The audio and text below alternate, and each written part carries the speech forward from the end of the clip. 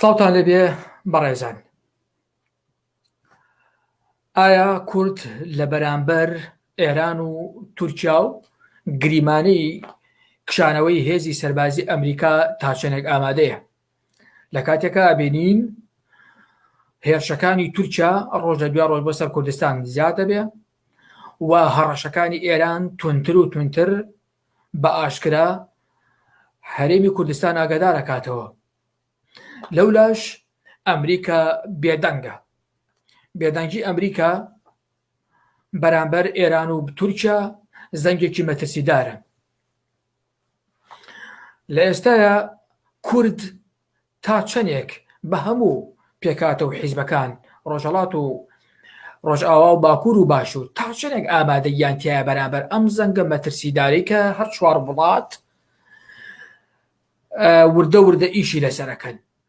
ئەم شەو میوانداری بەڕێز کاک پەیمان حەیدەری چاودێری سیاسی و شارەزا لە مێژووی سیاسیەکانی کورد و هەتا سیاسیەکانی ئەوروپاش ئەو هێرش و ئەو پلانانەی کە ڕۆژئاواییەکان بەرامبەر کورد هەیان بۆ هەیانە. کاک پەیمان بەخێر هاتی سەر چاو، خۆشحاڵی بامەتەبوونی. وەختتان و خێر و سڵاو و ڕێزیش بۆ ئێوە بۆ بینەران و بیسەرانە ئێوە. لە ڕاستەیە کاک زانیار بام سەرەتا هەر لەو پێناسەیە کە لە منت کرد دەست پێ بکەم. من خۆم بە هیچ چاودێرێکی سیاسی و بە شتێکی تر نازانم. ئێمە جریانێکی ئینقلابین و ئەڵبەتە بۆ خۆمان خوێندنەوەمان هەست و ئەڵبەتە ئێمە تایبەتمەندیەکانە دنیای خۆمان و سەرزەمینە خۆمان خوێنینەوە. کاک زانیار لای من تەسویرە ئێوە نەماگە، ئایا ئێوە موجودن یا خلەلێک دروست بووگە لە تەواوە کاک پەیمان؟ بەڵێ بەڵێ ماوە. بزانە بام سەرەتا مقدمەتەن ئەوە بێژمە خزمەتستان کە ئێمەمانان هەر کامان بەراوردێکمان هەست لە ژیانە خۆمانە بۆ داهاتوو. ئەمە لە سەتحە دەوڵەتەکانە دنیای ئەمڕۆژیش کە بەشەریان گەمارە و داگە هەروە هەڵس و کەوت ئەکرێت. بەواتای نیچە مرۆڤ ڕاوچی کریاگە بە مرۆڤ دەسەمۆ، مرۆڤ دەسەمۆی قەرزار. ئەوەی لە کۆمەلگاکانە یەکەم جار لە بینە ئینسانەکانە دەسی پێکردگە ڕابتەی بینی قەرزدەر و قەرزگیرە، قەرزگار و تەڵەبکار. بۆیە تۆ لە ناوی ئەم دنیای غەربە کە گەرەکتە ژیانکەی موسساتێک کەس کە ئێعتباری تۆ ئەسەنجێت. مەسەڵەن تۆ دەبێت لەسەر ئادرسێکا 10 ساڵ مابیت، مەسەڵەن تۆ دەبێت داهاتێکی دیاریکراوت هەبێت زەریبە و باجێ لەسەری داوێت. ئەمانە چه پشتگەرمیە ئەدات بەوان بەو کۆمپانیانەی وا پارەیان بە قەرز بەوەی کە تۆ ئەتوانی قەرزەکەی خۆت بدەیتەوە، قەرزەکەی خۆت بدەیتەوە. یعنی لەگرا ئینسان ئەکەن بە بوونەوەرێکی قابلە خوێندنەوە، تۆ ئەتوانی بیخوێنیتەوە. ئەگەر تۆ قابلە خوێندنەوە نەبی لەگەڵ تا مەعامڵە ناکەن، پێنسەکە پێ نادەن. کەواتە ئێمەمانانیش مەسەڵەن تۆ ئەڕۆی داوای ژنەکەی کاک زانیار، بنەماڵێ ئەو ژنە ئەو کەنیشکە ئەنوارڕێ بزانێت تۆ دایک چەندێ تەسیری بەسەر تۆ هەیە. ئەگەر دایک زۆر تەسیری بەسەر تۆ هەبێت تۆ بە کەڵک نایی، چون هەموو خێر و بەرەکەتەکە دایکە ئەیوا خێر و بەرەکەتێکی نامێنێت. تەماشاکەم بزانن تۆ ڕەفیقبازی بەرادەربازی، ئەگەر وابی دیسانەوە تۆ قابلە خوێندنەوەی شوت پێ ناکات. یعنی ئەو کۆمەڵێ موەسەفات لە تۆ ئەخوێنێت و تا بزانێت تۆ بە کەڵکی داهاتوو تێی یا بە کەڵکە داهاتوو نایی. تەبیعەتەن هەدەف ئێوەش لە دانانە ئەم بەرنامە بەسە ئێمە من جەنابەت خەڵک بزانین لەم ڕووداوانەی کە ڕوو ئەدا چ داهاتوویەکمان هەست، بەرەو کوێ خەریکی ئەم ژیانەی وا ئیستەوایەنتیە بۆمان ئەمێنێتەوە. مەسەڵەن کابرای عەرەبانەیەکی هەست ئەڕوا لە ساوڵەکە ئەوێسێت ڕۆژێ مەسەڵەن 50,000 دینار لە فافرۆشێ. ئەم ناوێ جەوەکە بشێوێ دەبێ هەروە بێت تا ئەم بتوانێ ڕۆژێ 50,000 لەفەکەی خۆی بفرۆشێ ئەم گەرەکێ بزانێ ئەتوانی ئەم 50,000 لەفە بفرۆشێ کابرا هەسێ بندیوارانە ئەگرێ گەرەکێ بزانێ ئەمە هەروە ئەمێنێت و ئەم سێ بندیوارانە بگرێت تەمەنی بووگە بە 6 ساڵ و بووگە بە 70 ساڵ و نە کەسابەتی لێتێ و نە ڕێگەیەکی تر ئەزانێ و قیر بووە شیر هەتا ئەم چوار واستەی کردوانی سێ بندیوارانە بگرێت بۆ هەمووی ئەمانە پێویستە کاتەوە بفامی داهاتوو چه شکلیە ئایا خوێندنەوەی پارتی و یەکێتی سەختە پێچیدە ناخوێن بێنەوە بەڵێ ئایا دەوڵەتی ئێران ناتوانی بخوێنیتەوە با ئایا دەوڵەتە تورکیا ناتوانی بخوێنیتەوە با ئایا ئیاڵەتە متحدەیە ئەمریکا قابل پێشبینی نییە بە قابل پێشبینیە پرسیارەکە مەسە وەزعەکەی ئێمە بەرەو ژوارەوە پرسیارەکە مەسە ئەو هەڕەشانەی کە دەوڵەتە ئێران ئەیکا چەندێکی دیە بۆ سەر کێز بۆ سەڵ دەسەڵاتە هەرێمە کوردستانە بۆ سەر شتێکە خۆیان پێی ئێژن حکوومەتە نیمچە کوردیەکە یا ئەمانە هەمووی کایەی سیاسیم بۆ ڕۆژەڤە جا ئەمە مەسئلە کەس کە ئێمەشی بڕۆینە ناوی بزانین واسە بزانین نەقشە کۆمەڵ و دموکرات چیە لە خاکە هەرێمە کوردستانە چه نەقشێکیان هەست چه تهدیدێکن بۆ دەوڵەتە ئێران کاکزانیان باڵێ کاک پەیمان ئەبینیم ئێران لە ئێستاە وەکو لە چەند ڤیددیوەکە بینیمان لەشکرکێشی ئەکا بەرەو سنوورەکان یەک دوو ڕۆژ لە دوای ڕۆژ هەڕەشەکانی یاخود داواکاریەکانی بۆ سیاسیەکانی کوردی باشوور تونتر ئەکا لەسەر ئەو هێزانەی ئەو هێزە ڕۆژهەڵاتیانەی کە لە کوردستانە دانیشتون ئایا حکوومەتی هەرێمی کوردستان لە ئێستا چی پێکرێت هێزە ڕۆژهەڵاتیەکان ئەوان خۆیان چیان پێکرێت ئایا ئەو ئامادەیان تایە ئەگەر وەکو تورکیا لەشکرکێشی بکە ئەوەکو بینیمان تۆپبارانی کردووە ئەویش تۆپبارانەکەی بگاتە لەشکرکێشی و زیاتر و زیاتر لە هەمووی مەترسی داکتر ئایا هێزی سەربازی ئەمریکا کشایەوە ئێمە چیمان بەسەر دێت ئەم کاکە هەویرە ئاوی زۆر هەڵەگری کاکەیە چون من ئەگەرگەرەکم بێ بە بەڵێ و بە ناوەڵامە جووە جەنابەت بدەمەوە ئەو جار ئێمە کەوینە قەیرانێکی گەورە ئەبین بە حکایەتە ئەم تەلەڤیزیۆنانە و ئەم پسپۆڕانی ناوی تەلەڤیزیۆنانە نە هێرشەکانە تورکیە بۆ سەر پێکاکا جددیە نە سەرباز گۆڕینەکانە ئێران بۆ سەر سنوور ئەمانە هەمووی بازیە و حەجێکی جددی نییە بزانە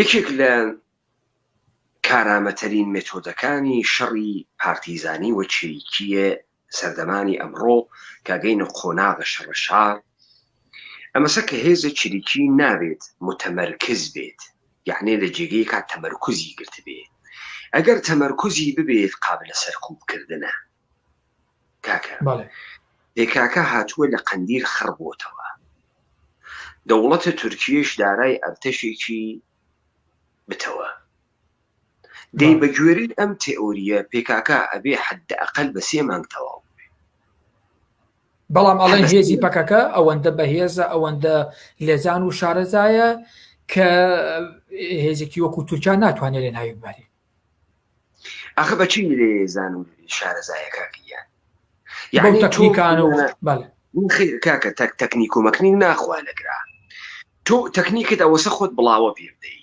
دێ تۆ بڵاوە نییە تۆ تەمەرکوزت هەیە لە قەندیلە ئەم قەندیلیشە هەم گەمارۆ ئەدرێ ئەتوانێت گەمارۆی ئابووری لەسەر تۆ بخات ئەتوانێت گەمارۆی لۆجستیکی لەسەر تۆ بخات ئەم چەک و چۆنی پەکەکە لەکوێوە ڕوا بۆ پەکەکە ئەم خۆراکی پەکەکە لەکوێوە ڕوا بۆ پەکەکە یعنی ئەگەر دەوڵەتە تورکیە ئێرادە بکاوە ئێرادەکەی جددی بێ و پێویستی بە پێکاکا نەبێ کە پێکاکا ڕاگرێت و پێکاکا بەشێکە لە مؤسساتە دەوڵەتە تورکیە و ئەمە نەمایشە شەڕە بزانە کاکزانیار تۆ لەم ئوروپا شتێکت هەست بە ناوی ئۆرگانیزیشن کرایم ئۆرگانیزیشن کرایم فەرقە کاتەکە دزێ تەکە دەرمان فرۆشی وەختی ئەمە بوو بە ئۆرگانیزیشن سازماندهی کریا ئیجا تۆ دوودانە دەرمان فرۆشێکەوە لە ناوی کارتەرێکی مەوادی مخدرە بگری تەواو نەبووە خۆ کابرا سازمانێکی جناییە کابرا بکوژێک ئەهەنێرەیەکی بکوژن بابیگرن 2000 تر بەکار ئەهێنێ و جێگایان پڕەکاتەوە کاکەگیان لە پێکاکان ناوە پێکاکا مهمەکە بووە بە ئادرسە کورد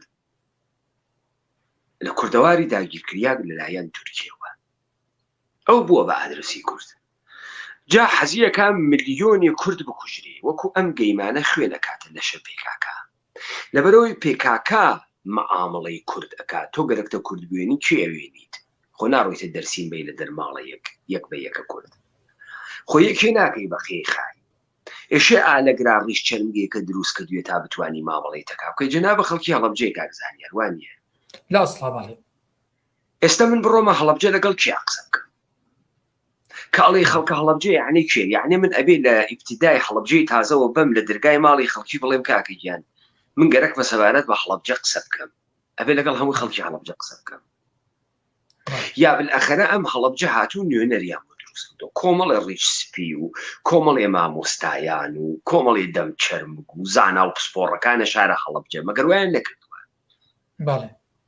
دەیستە من گەرەکمێ مەعامڵە بکەم ڕۆپتێکی زانا و پسپۆڕەکان نایکەم وانییە خۆ نادەم لە دەرگای تەمامی خەڵکی هەڵەبجە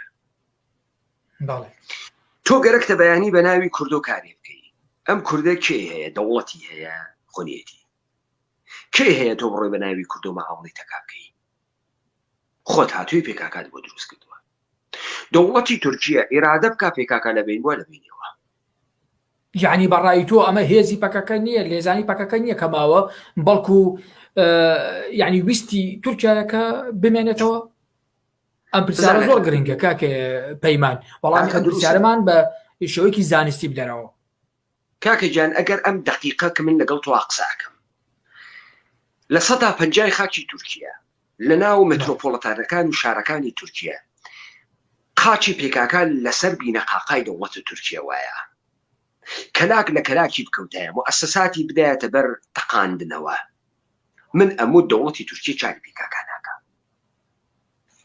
تا ئیستا یەک هەواپەیمای گەردشکەری لە تورکیا گەڕاوەتەوە نه تا ئیستا یەک شوێنی گەردەشکەری لە تورکیا چۆڵ کراوە نه هەمووی پێکاکا خڕ نەبووەتەوە ناوی قەندیل یەخۆ تۆ نایبینی لە ئەستانبوڵا بێت تۆ یەکەکانی پێکاکا وێنی لە ئەستانبوڵا عەکی ڕۆژە خەریک بێ نایبینی خۆ پێکاکا هەیە و قەندیل وانییە دەی تۆ هەموو هێزەکەی خۆتە هاوردووە خڕە کردووەتەوە لە قەندیل دێمە یعنی تۆ وایتە بەری تۆپا وایتە بەری هەلیکۆپتەرا وایتە بەری هەواپەیما وایتە بەری هێزە بەڵام شوێنەکە ئەوەندە سەختەکە ناتوانێت کۆنتڕۆڵی بۆ سەختەکە کە ئەوانی تێچوون کەسی تری تێناچێت بۆ دەوڵەتی تورکیا زۆر سەختە بێت ئەڵێت دەوڵەتی تورکیا ملیاردها دۆلاری هەزینە کردووە بۆ شەڕی پێکاکە دەی من دەوڵەتە تورکیا بووم گەرەکمە پێکاکە تەواو بکەم ئەم ملیاردانە ئەوەنە گێژی نادەم 5 میلیارد تەسوی بەکەم بە هەر کەسێ لە دیاربەکر و لە سرت و لە چوزانم موش بە هەر کەسێ 10,000 دۆلار ئەدەم بێ بڕوات ئەمانە پاک و کاتۆ لە قەندیل تا بزانم هەر لە کوردەواری داگیرکریاک لەلایەن تورکیەوە ملیۆنێ سەربازی بۆ ناوە هەر بە کۆنتەرات بیدە کۆنتەرات پاکیکەن مەگەر نەبووە بە دنیای بوو بەڵام ماڵن ئەوەش تاقی کراوەتەوە مەسەلەن پارتیوێکێتی دران بەڕۆیە لێرە ڕەوابەتێکی لە یەکتەنراوی سیاسی ئابووری نظامی خەریکە ئەواتە بەرەو ئەمانە تەکمیلکەرەوەی یەکترین ئەم شەڕە نەمایشیە دەبێ هەر بمێنێت سوال کۆمەڵە و دموکرات چی دەکەن لە هەرێمی کوردستانە تەنیا ئیرادێک کە ئەتوانێت دەوڵەتی بزانە ئیستا ئەگەر کۆمەڵە و دموکرات بە ئیدە بە بیرۆکە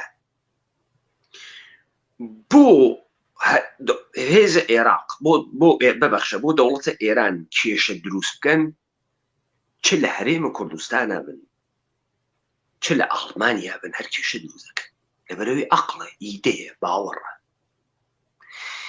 ئللا ئەوەی کە تۆ کۆمەڵە و دموکرات وەکو کۆمەڵێک هێزی نظامی ئەبینی کە دەسەڵاتی مطلقی نظامی ئێران یا توندوتیژی حکوومەتە ئێران ئەشکێنێت ئەمە یەک ئێران ناتوانێت تەحمولیکە چون ئەمانە چەکیان وا پێی و ئەم چەکە دەوڵەتە ئێران ناتوانێت تەحمولیکە هیچ دەوڵەتێ ناتوانێت گروپێکی تری چەک بەدەست تەحمولکە چون انحساری چەک و توندوتیژی لە شەکانەوە ها بەدەستی حاکمیەت مطلقاً دەی کۆمەڵە و دموکرات ئێستا خەریکی شەڕی نظامین تەکی ئێرانە لەکەیەوە جبهەی شەڕی نظامیان هەیە تەکە ئێرانە هەرێمە کوردستان خۆی ئوردوگایەکە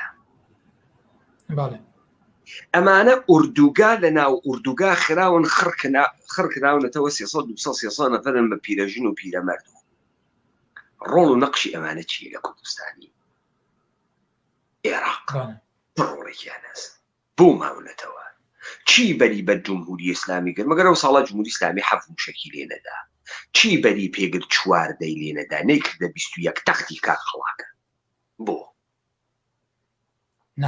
اختیارەکە مەسە بۆ تەختی ناکە ئیستا هاتین جمهوری ئیسلامی فشاری هاورد بۆ هەرێمی کوردستان وتی مستەفای هیجری عەبدوڵای موحتەدی دەرکە ئوردوگای زەڵکیوێز و کۆیە لابە دەی چیەکەن کۆمەڵە و دموکرات چیەکەن تێنە ئاڵمان ڕۆنە سوئد بعد کاک مستەفای هیجری چیەکە هەرچی ڕۆژە ئێتە بەر تەلەڤیزیۆن قسەکە و خەڵک تەشجیعکە خەڵک قیامکە کاک مستەفای هیجری ئەوە لە 91ەوە وا لە هەرێمە کوردستانە تۆ بۆ من بێرە 5 ساعت تەکە ئەم خەڵکی بانە و سەقز و سنە قسەی کردوێت چی ئەکا بڕاتە ئەڵمانیا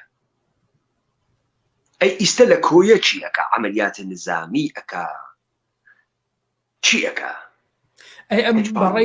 بەڕێی تۆ ئەم هەڕەشانەی ئێران یەک لە دوای یەک هۆکارەکەی چییە بۆچی ئەیکا ئەوێ بڵێ چی چ پەیامێکی هەیە کۆمەڵە و دموکرات تەزعیف بوون لە ژیانە لە ناو بیرۆکەی خەڵکی ئێمەیشا یەکسەرە ڕسوا بوون خەڵکیان بۆ ناڕوا کاکە چای چی و فاسۆلیان لێنەر و سفرە داخەلیان بۆ ناڕوا بەڵێ بە قەیران خواردوێنە دەوڵەتی ئێرانی هەم دەبێ بیان هێنێتەوە ناوی ڕۆژەف تا خەڵکی ڕوویان تێ بکات و خەڵکیان بۆ بەهەنێری لە ژیر و تلعات هانەهانەی خەڵکیەدا بڕاتە ناوێت ئەمانیش لەبەرەوەی بمێنێنەوە کاکیان تماشاکەم ئێران چۆن ئەکرێت کابرا دوژمن بۆ خۆی دروستکە یعنی بۆچی ئەم دوژمنە بۆ خۆی دروستەکە کاکیان تۆ ئینسانێکی پارەداربی مڵک و ماڵداربی خۆت بتوانی دوژمنە خۆت دروست بکەی خاسترە یا دوژمن لە خۆیەوە پەیدا بێ بوت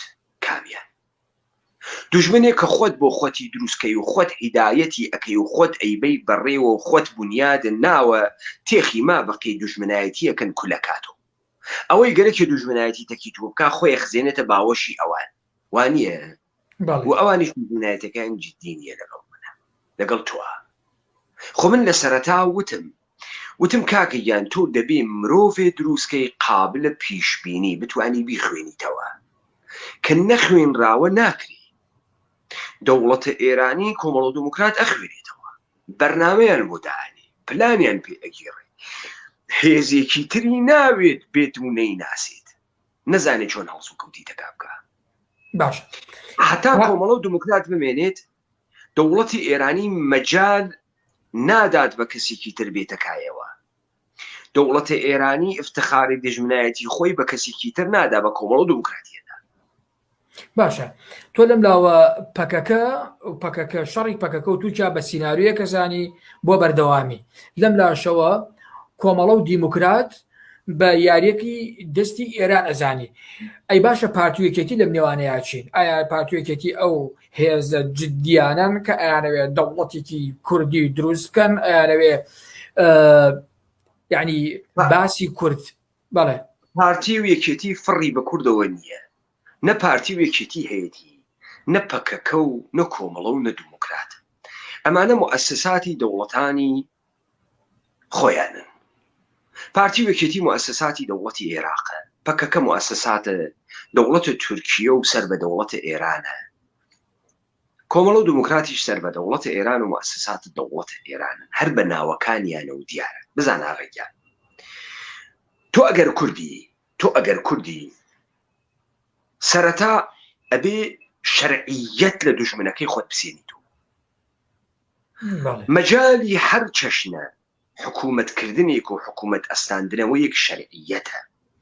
بزانە ئەم خەڵکە بۆ ئەڕواتە سنووقی دەنگدان دەنگەدا لەبەر ئەوەی ئەڵێن حکوومەتی پارتی و حکوومەتی عێراق شەرعیەتی حکوومەتکردن لە چی تێرێ؟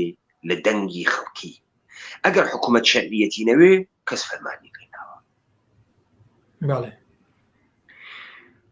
دەی ئەگەر تۆ کوردی و ئەم کوردبوونی تۆ جیاواز ئەکا بەرامبەر بە کەسێکی تر و ئەم کوردبوونە بووکە بەهۆی قەڕکردنی تۆ، دەرکردنی تۆ، نابودکردنی تۆ، بێدەسەڵاتکردنی تۆ و پەراوێز خستنی تۆ، فەقیرکردنی تۆ، هاڕینی تۆ، هەر ئەم کوردبوونیش ئەبێ ببێتە هۆی دەسەڵاتداریەتی و گەورەی و سەروەریە تۆ.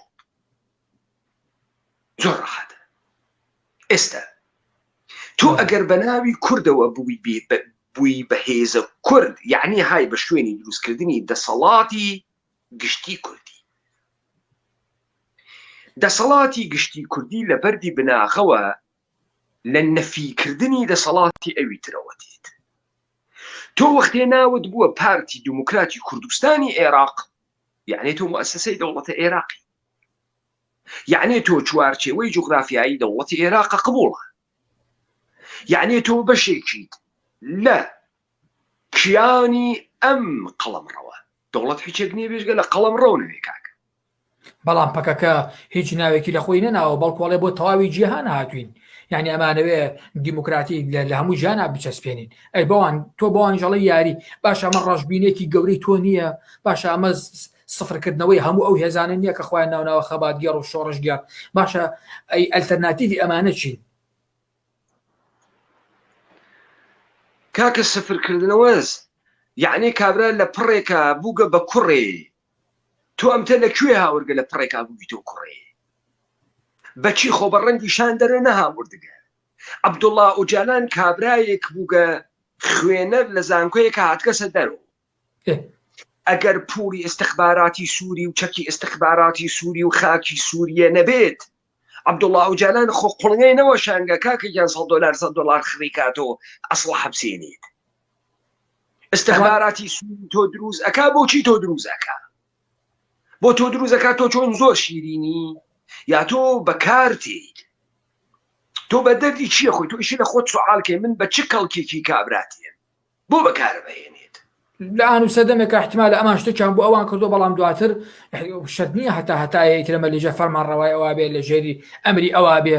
ئێستاکە ئەوان بیر و باوەڕن بۆ چەکەکانیشان چەکی زۆر سادن بە بەراورد لەگەڵ ئەو چەکانی کە هێزەکانی تر پیانە زۆر شتی سادن. یعنی ئەوە نییە پارێکی خەیاڵی تێچوو بێت ئەم مؤسسەی ئەم ڕێکخراوە. چۆن کاکە پارەی خیاڵیش تێنەچووگە؟ تۆ لەکوێ تێری نان و ئاوە عدێ ئینسان ئەدەی 3000 4000 هەرچی ڕۆژە کار ناکەن و پاڵیان داگەسەوە؟ چۆن نان و ئاوی ئەمانە تەئمینەوێت و فیشک و ئەسڵحەی ئەمانە تەئمین ئەوێت؟ تۆ چۆن لە نێوانە چوار دەوڵەتا قوت دانیشتگی فرە زرنگی فرە قارەمانی تۆ چۆن لە ناوە ئەو بەردانەی قەندی لە دانیشتی شەڕ خیابانێکی ئێستانبوڵەوە پێ ناکرێت؟ تۆ چۆن لەوێ دانیشتی و کوڕە خەڵکی ئەی بەکوشت و کەنیشتی خەڵکی ئەی بەکوشت ناتوانی دەست بنێتە بینە قاقای ئابووری تورکیا؟ زانی بۆ دەستنانێتە بینە قاقای ئابووری تورکیا؟ لەبەرەوەی ئەو سناریۆوە من وتم بەسەریێن، لەبەرەوەی وەختێ تۆ پێت نیاسەرە دەمارە ڕاستەکە ئەو جار پەلامارە دەنێک سەرە پاکەکە. تۆ لەسەر بازیەکە ئێشێ ببینی بازی کەی ناوێ لە حەدی خۆت بترازی. یعنی ئالەو هێزە گەردن کەشە قارەمانە فیداییەی پێکەکە با 500 نەفەری فیدایی کا بەناو ئیستانبوڵ یەک شەو بگرن، با 1000 نەفەر تورک بکوژن. بەڵام پێزانم تەمامی تورکیا پەلاماری قەندی لەدایان. باشە بەڵام ئێستاکە ئەوان هۆکاری چوونە ناویان بە لیستی تیرۆریست بەڵین بە تایبەتی لە ئەوروپایەوە کارێکی ئەوەیە کە ماوەیەک تەقیرەوەیان کردو ماوەیەکی زۆر، یعنی ئەوەی کە جەناب پێڵی کردوانە، بەڵام ئەوتان ئێستا چوتە ناوە لیستی ترۆر پەکەکە بەڵێ RGB GGP PGD پەیەدە یەپەژە یەپەگە یەبەدە کە کامیان چووەتە ناوە لیستە ترۆریست؟ یعنی ئێستا ئەمانە بنکیان لە ئەوروپانیە، یعنی سەرانە لە خەڵکی ناگرن، یعنی ترافیکە مەوادە مخدر ناکەن، یعنی ترافیک و قاچاقی نەفەر ناکەن، یعنی دەستیان نەنیاگە سەبینە قاقای مەترۆپۆلەتەنەکانە ئەگرا، یعنی خانەی ئەشکەنجیان لە وڵاتانی ئەوروپاییان نییە. باکاکیە کامە ئەمانە گشتی کاکەگیان کاغەزبازی ڕوبەڕووین تۆ کە هێزێکیان لێ دروست کردی بەکارت دێنە وە لە ناو بازیەکان مەوجودی. آخر سەدان سەربەزی تورکی ئەکوژرێ، یعنی کابرا یاریەک دروستەکە کە سەدان سەربەزی خۆی تیا بکوژرێ کارێکی نییە. ئەگەر ڕازەکە با بڕۆ پارلەمانی تورکیە بتەقینیت و با بڕۆ مجەسەمەکەی ئاتاتورک بتەقینیت و سەدان سەربازی تورکیە نەکوژێ. ئەزانی شێکاکە گیان ئەو ساڵە جەماعەتی ئەهوازی 5 نەفەرون ئوردوگایان نەبوو، دایان لە نمایشی سەربازی ئێران لە شاری ئەهوازە لەبیرە تێخۆ 5 ساڵ پێش لەبیرە تێ خەبەرەکەی بخوێنەوە.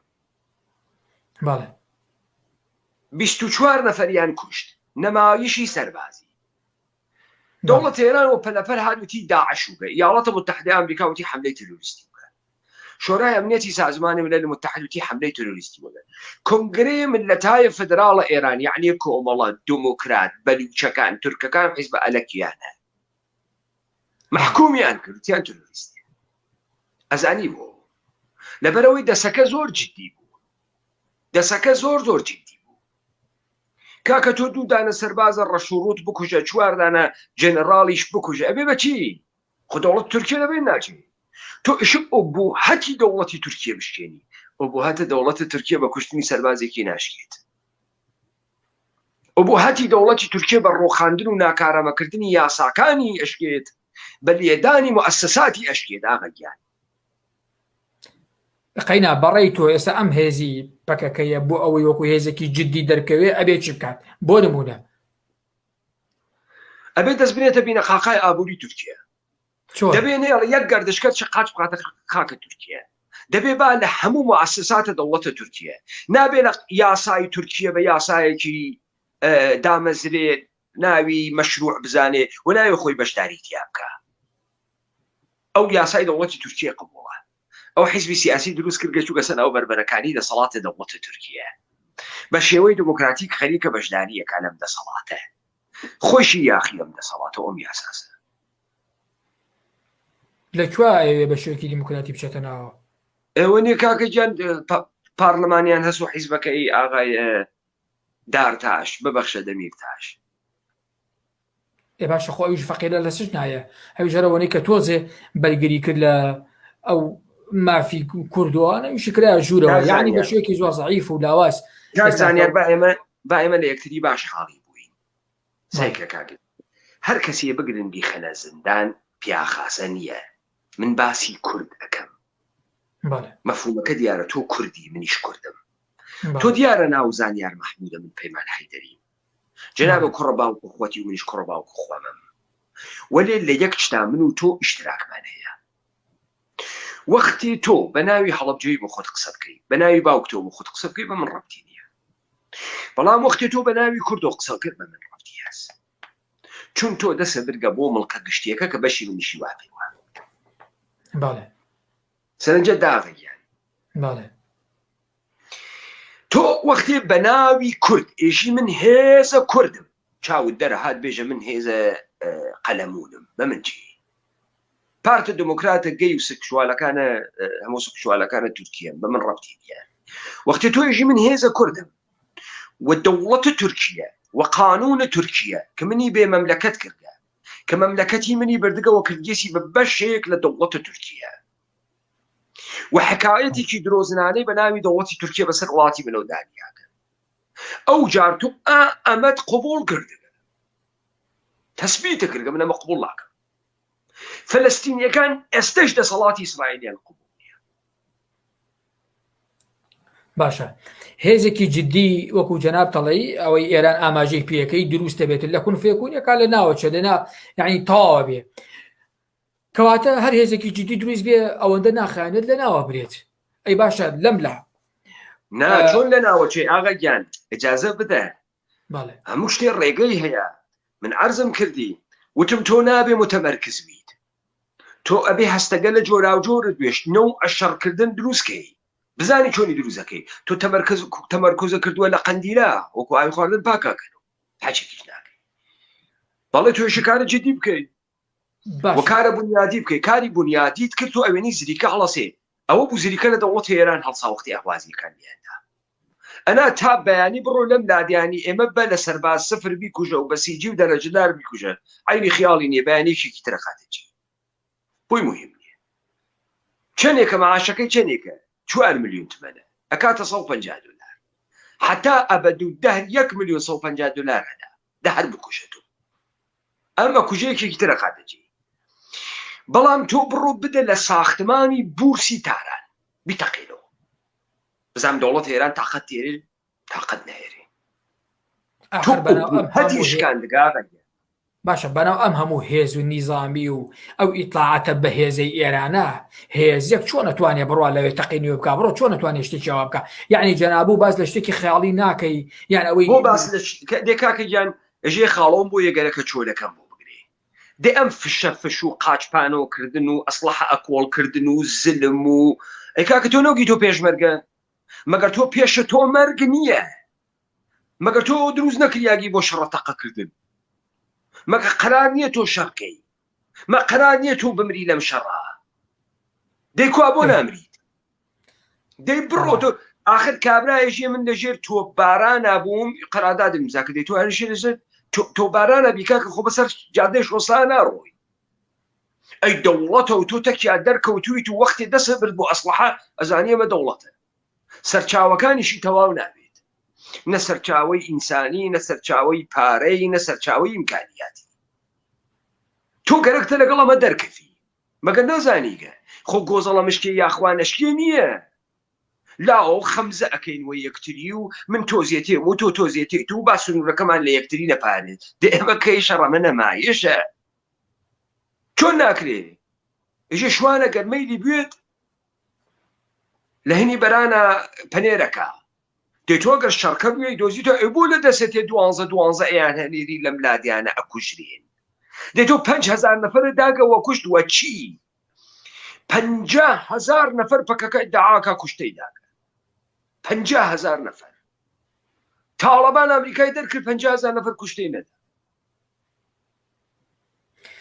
باش یەکێکی تر لەو قسە و باسانەی ئێستاکە من نووسراوێکی هینم خوێندەوە دکتۆر محمود عوسمان کە بۆ ڕۆژنووس قسەی کردووە ئەڵێ میتی تورکیا بەتایبەتی چوار دەوڵەتەکە لە کۆبوونەوەن بەتایبەتی ئەم تورکیا سەدانی سووریای کردووە و لەگەڵ عێراقا کۆبووەتەوە بڕیارە لەگەڵ ئێرانیشا کۆبێتەوە ئەمە زەنگێکی مەترسیدارە و ئەگەر کورد لە ناو یەکە یەک نەگرن دەستی یەکتری نەگرن احتیمال لە سیناریۆکانی ئەو سیناریوانی کە کورتیا تواوەتەوە نەماوە جارێکتر دووبارە بێتەوە ئەمە زەنگێکی مەترسی جەناب و چۆن خوێنەوەیەکەی بۆم قسەیە حیج زەنگێکی مەترسی نییە کورد دەمێکە مردووە و کوشتویانە حیج زەنگێکی مەترسی نیە تێن پارتیوێکێتی لاوەن کێدانی کوردیانێ پارتیوێکێتی یعنی ئەمام موچەخۆرە و موشەخۆرانەی دەوروبەری پارتیوێکێتی بزانە با من داستانێکە بۆ تعریف کەم کاکەزانیار لە یەکتری تێبین ئێوە فرە بیستوتانە ئەڵێن حکوومەتی یاوەتی متحدەی ئەمریکا و ئەوروپا و بەڕاستی و لیبرالیزم ئەزانین لیبرالیزم لەسەر چی وەستاوە لیبرالیزم لەسەر سێچی وەستاوە لایف پرۆپرتی فریدم ژیان حەقی ژیان حەق ماف ژیان مافی تەبیعیە پرۆپرتی یعنی مالکیەت خاوەنداریتی و ئازادی لیبرالیزم لەسەر ئەم سێچم کە دانراوە لە ئاو ئێرانە کە تۆ ئەیوێنیت لەو عێراقە وا تۆ ئەیوێنیت هیچ وەختێک بەم مێژووە یەهود نووسیگە کە هەمووی درۆ و ساختەیە هیچ وەختێک تۆ خاوەندارێتیت وەکو ماف نەوکە بەڵکو ئیمتیاز بووگەوە داگیانە بە تۆ هیچ وەخت یعنی چۆن یعنی بە پێچەوانی ئەوروپا ئەمە پارەدارەکان و ئەمە دووکەکان و سێڕەکان نیەن کە دەوڵەت دروست ئەکەن ئەمە دەوڵەتە کە دووک و سێڕ دروست ئەکا جاگەرەکتە ئیسا مثالێکە بۆ لێ بم کاک زانیار جەنابە خەڵکە هەڵەبجێ بە من بێژە چەندانە لەم سەرۆک عەشیرەتە جەدیدانەوە خۆیان پانەکەن و لەم دیوەخانە جەدیدانە سەرۆک عەشیرەتی واقعی عەشیرەتێکی واقعی دروست کراون یا خۆیان سەرۆک عەشیرەتن پارە ئەگرن بابەتە سەرۆک عەشیرەتی یا نایگرن.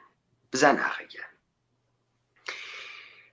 لە ئێرانە کەسێکیان کرد بە ناوی ئەمیر خوسرەوە ئاریا وتیان 3200 ملیارد تمەن فەسادی کرد بە کوشتیان. یەکێکیان کرد بە ناوی محسنە پەهلەوان هەنە پەدیدەیە شاندیز بوو وتیان ئەمە هاتکە سەهامی فرۆشتگە سەهامە شرکەتە گەردشگەریە شاندیزی فرۆشتگە فەسادی کردگە گرتیان خەلعەماڵیان کرد یعنی ئەوەی هەبوو لیان سەند. ئەم اتفاقا لە هیچ کوێی دنیا ناکەوێت. تۆ لە ویڵاتە متحدە ئەمریکا ناتوانانی ماڵی کەسێ بووی ناتوانی، تۆ لە بریتانیا ناتوانی بیوەی. لەو هەرێمی کوردستانە ئێژێ بە دەیان 1000 ملیۆنی دیواتیا بەچی کاکەزانیار بەچی بەرهەم ئەهێنن هاوردە و بردەی دنیا ئەکەن چی لە کوردستانە هەنێرن نەوت مەگەر نییە مەگە مەڵکە گشتی نییە. ئەمانە چۆن بووگن بە ملیۆنەر ئللا ئەوەی کە پارتی و یەکێتی داگێ پێیان ئللا ئەوەی کە دەوڵەت عێراقی داگێ پێیان کەواتە تۆ پارەدارەکانە دەستکردە حکوومەتن نە پارەدارەکان حکوومەت دروستکە.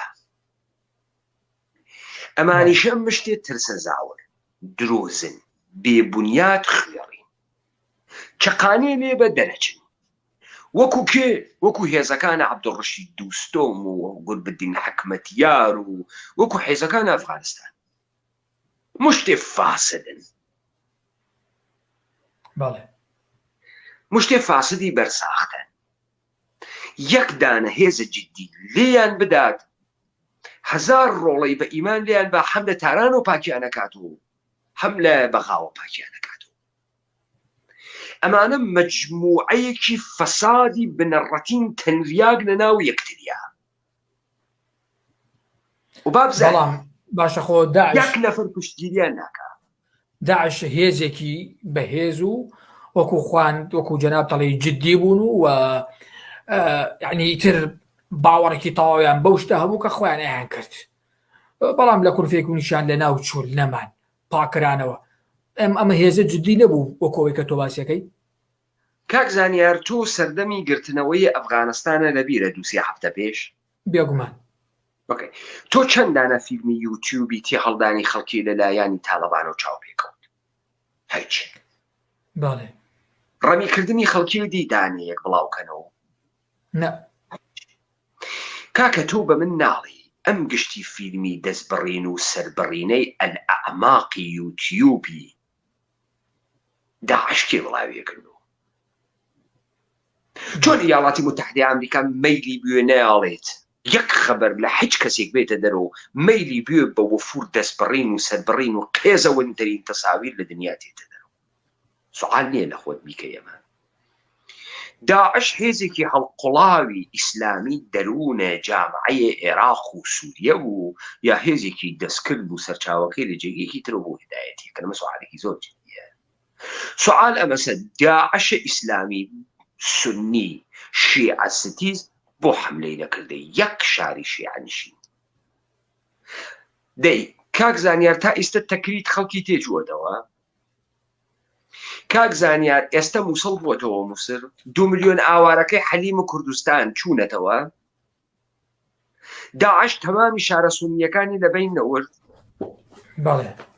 حائلە دفاعیەکەی کەرکووک وا سونیەکان بوون لە بینی نەورد. داعش بۆ کێ کاری کرد؟ بۆ سونە کاری کریا بۆ شیعە. ئەی بۆ وای نەکرد بە کەربەلا. ئەی بۆ بە جددیتە پەلامارە دەمەشقی نەدا. هێزە ئامریکا داعشی ئەکوتا یا ئینقلابیۆنی سنیە کامیان. بزانە کاکە بزانە تۆ ئەزانی و من ئەزانم کە مەلەفی ئاودیوکردنی نەفت و هاوکاری نەفت وە فرۆشتنی چەکوچۆڵ و تیۆتا لەنکرۆزەر لەگەڵ داعش هاتە دەرەوە لەمانەی حکوومەتە هەرێم مە ناتە دەرەوە. ئەمە کامە هێزی جددی و اعتقادیە تۆ بازرگانی شیتەکەکەی و شەڕی شیتەکە. بەڵێ بزانە کاکەگیان ئێمە حاڵیمان نییە لە کامە دنیا خەریکین ژیانەکەی. ئێمە لە دنیایەکە خەریکین ژیانەکەی. من سەرەتاوتم ئێمە ئەبێ خوێندنەوەمان هەبێت تا بتوانین هەنگاوێکی دروست هەڵبگرین. دەوڵەتە ئێرانی ئیستا بێت هەرێمە کوردستان بگرێت چی پێکە؟ قێخام حەمەیە ئێشێ بێری ئیدارەیەکە ئەیتروانیە. بەڵێ خۆ ئەحیانەن دانێ پازدار لەوێ دانانێت خەڵکی کرمانوێ چون بۆی کۆ ناوێتەوە، چون بەم ئاشکارایان شەڕی پێ ناکرێت. هەر ئێشێ دانێ لە هەرێم بێری لەوێ دانێت و بێژە عەلی باپی بدان. کاکە کێی باشتر لە یەکێتی و پارتی دەسەکەوی لەوێ دای؟ ئەم خەڵکە یەکێتی و پارتی نەیگرێ کێ ئەیگرێ؟ یعنی بەڕای تۆ پارتی و یەکێتیش هەردووکیان داشی دامەی ئێران و تورکیان وەخوان حەزەکەن لێبن. تەبیعەتەن هەر کام لەمانە جێگەیەک خەریکن ئیدارەکەن. ئێستا هەرێمە کوردستان بووگە بە نوێنەرەتی کوردایەتی. سوال هەرێمە کوردستان تۆ بە چ بەهایەک ناوە کووردە هەڵگرکە؟ بە بەهای کوشتن ئێمە؟ تۆ ئەگەر بە ناوی کوردەوە بووگی بە هەرێمە کوردستان خەیلێ بێجا ئەەکەی لەگەڵ دەوڵەتە ئێران ڕێیەکەوی. ئەمە خیانەتە بە مردمە کوردە. چۆن نتوانێت ڕێک نەکەوی وڵاتێکی پڕ لە تەکنۆلۆژیا و گەورە کە تۆ سنوور لەگەڵیەتی خواردن و هەموو شتێک. تۆ مەگەر کورد نییە کاک زانیار؟ بەڵێ مەگە منیش کورد نییەم. بەڵێ با من ڕاحەت تەکتا قسە بکەم. بەڵێ تۆ بۆت نییە بە ناوی کوردۆ بڕۆی لە بەشەکەی خۆت هەڵخەیتەوە من داپۆسینی بۆ خۆت. بۆت نییە. بە ناوی جاسووسیۆ ئەیکەی بیکە، بە ناوی عێراقیۆ ئەیکەی بیکە، بەڵام بە ناوی کوردۆ حەقە نییە بێ پێ بنی بەسەر بدا، چون ئەوە فقط هینی تۆ نییە، هینی منیشە. باشە کاک پەیمان، ئاخر ئێستاکە تۆ سنوور لەگەڵ ئەوایە، ئەو وڵاتێکی گەورەیە پڕ لە تەکنۆلۆژیایە، تۆ چۆن نەتوانێت؟ کاکە تۆ یا عێراقیت یا کوردی، کامیانی؟ باش ئەمە گریمان کورد بووم. تۆ ئەگەر کوردی بۆت نییە معاملە بکەی لەسەر من. چ معاملەیەک؟ تۆ بۆت نییە لەگەڵ دەوڵەتە ئێرانیا ڕێکەوی. ئەی دێ ڕێک ناکەوی کابرا بە چەک و جبەخانێکی گەورەوە لە ناوتە بە دەبێ بانە ناوت بان، یا تۆ دعای کوردایەتی مەکە یا میکە. بزانە ئاغاگیان وەختی خۆی ئەم هێزانە ئێران دروستی کردگەن. یەک نەفەر سوعالی لێ نەکرد بێژە کاکەگیان تۆ ئێستێژ ئێران پەلاماریەدا مەلا مستەفای بارزانی ئێران نەیکردە پیاک، جەلالی تاڵەبانی ئێران نەیکردە پیاک، مەگەر ئەمانە عاشقۆرە قەرارگای ڕەمەزان نەبوو، مەگەر نەبوون. ئێستا بۆ تهدیدن بۆ ئێران؟ لەسەر چی تهدیدن بۆ ئێران؟ چیان کردووە کە تهدیدن بۆ ئێران؟ خەڵکیان فێری فعالیەتی مەدەنی کرد و خەڵکیان فێری فەساد کرد و بێ بڕۆ کاکەگیان فەساد حتا بینە خاقای کۆمەلگای ئەمە ڕۆشتووە. ڕۆژێ سەدان گەنج لەو سەرزەمینە بەجێ تێڵێ و دەرەچی. خەڵک بێ بنەما بووە، خەڵک بێ عەقڵ بووە، خەڵک پولێکی بووە، خەڵک باوەڕی بە هیچ نەما. کێ من کردومە؟ ئەکێ کردوێتی؟ ئەم خەڵکە خۆی هەروا بوو، خەڵکەکە بووە بە خەڵکی سودوم و عەمورە. کاک پەیمان جەنابە قسە لەسەر بابەتێکی خیاڵی ناکەی لەو لاوە باشە ئەمە خیاڵن کاکە تۆ ئێژی کوردستانی عێراق تهدیدە لەسەر ئێران. بەچی تهدیدە؟ مەگەر بە کوردبوون تهدید نییە؟ بەڵێ بەچی تهدیدە؟ بە کوردبوون تهدیدە. ئیتروانیە ئەبێ وابێت ئللا کوردستانی عێراق قەوڵی نەدابێ کە من کوردی خۆتە بۆ ئەخەسێنم. بەچی ماوەتەوە؟ ئێوایە بەو ماوەتەوە کە ئەوان بێدەنگ بن. نە کاکە کۆمەڵە دموکرات بەردە کورد ئەخەسێنم. کورد من کارم بە هێز نییە، بە مەفهومە، بە چمکی کورد هەیە. تۆ وەکو کوردستانی عێراق خۆ پارەنەوتەکە تهدید نییە بۆ ئێران هەیە؟ خۆ ئاوتەماتە خواردن و فاسۆلیا خواردن و شێخ مەحشی تهدید نییە بۆ ئێران هەیە؟ نییە. ئەی چی تهدیدە؟ کورد بوون تهدیدە، وانە؟ بەڵێ. ڕەحمەتی لێوێ. باش تۆ ئەم کوردبوونە بەچی نابوو دەکەی؟ بەوەی کە تۆ ئینتیمای کوردبوون لە ئینسانی کووردا بکوژی. باشە تۆ لەم لاوە ئەمان گریمان پارتیوێکێکی ئەم هێزانەی کە لە ناو شارەکانان لەو پەڕی ڕەفاهێت و خۆشیان لەو لاشەوە هێزیەکەی هەرچی ڕەفاهێتێ لە خۆی سندووە هەتا ژینهێنان و شوکردنیشی لە خۆی وەرگرتووە کە هێزی پەکەکەیە تۆ ئەوانیش دائڕنی لە کوردایەتی و لە خەبات و لەوانە و ئەیکەی بەداشێکی ئەگەی بە فیلمێکی دەستی تورکە یعنی کەواتە ئێستا چی هەیە ئێوە قسەی لەسەر بکەین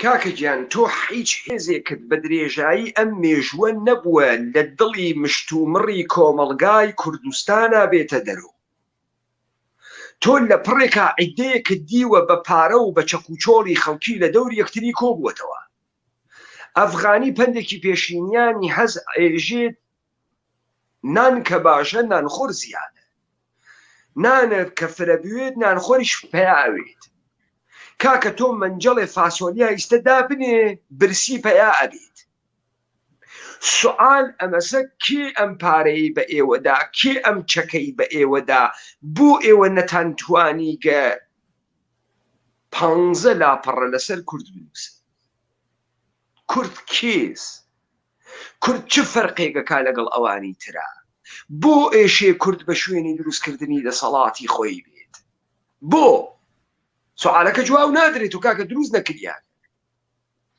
دەرنەتیجە چه اتفاقی کەوت کە تۆ هاتکی کوردە خڕ کردگەس و بچووکە کردگەس و بڕێ عینوانە بۆ دروست کردگە پارتی یەکێتی کۆمەڵات دموکرات بکەکە کاک پەیمان حەزەکەم ڕاوبۆچوونی تۆ لەسەر قازی محەممەد و ئەو کۆماری مەهاباتە بزانم ئایا ئەوانی شەر دروستکراوە بوون ئەوانی شەر داشی دامە بوون قازی محەممەد ئینسانێکی قەبارە بچووکی ترسەزاور بوو کە نە لە قەبارەی ڕەهبەریەتا بوو نە لە قەبارەی هەڵگرتنە ئەو مەفهومە بوو کە پێدا ئەمە منیش نایڵێم خودە قاسم لویش ئێژیتی من نایڵێم جەلالی تاڵەبانی لە مساحبەتێکی عەلی کەریمیە ئێژیتی بۆ